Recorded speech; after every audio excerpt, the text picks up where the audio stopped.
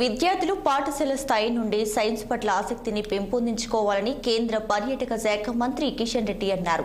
కేంద్ర సాంస్కృతిక శాఖ ఐఐసిటి సంయుక్త ఆధ్వర్యంలో సుమారు 400 కోట్ల రూపాయల వ్యయంతో తార్నాకలోని ఐఐసిటి ఆవరణలో సైన్స్ ఎక్స్పీరియన్స్ సెంటర్ నిర్మాణ పనులకు ఆయన శంకుస్థాపన చేశారు.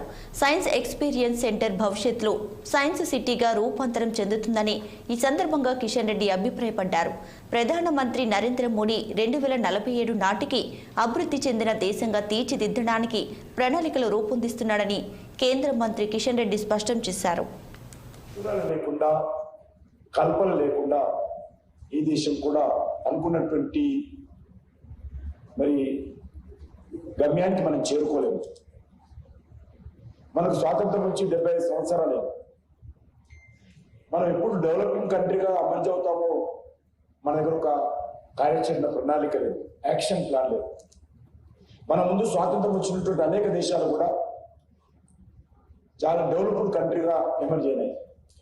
కానీ మనము 75 సంవత్సరాలైనా ఇంకా టార్గెట్ లేదనే ఉద్దేశంతో ప్రధానమంత్రి గారు వికసిత్ భారత్ డెవలప్డ్ కంట్రీగా మనం ఎమర్జ్ కావడానికి ఒక టార్గెట్ పెట్టుకోవాలనే ఉద్దేశంతో ఆయన ఈరోజు ప్రభుత్వం ముందే కాదు, ప్రభుత్వ యంత్రాంగం ముందే కాదు, యావత్ 140 కోట్ల మంది ప్రజల ముందు ఒక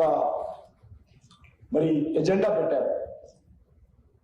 అది వచ్చే 25 years ఎప్పుడైతే మనము దేశానికి స్వాతంత్రం వచ్చి 100 సంవత్సరాల పండుగ జరుపుకుంటామో 2047-50 పేదవారి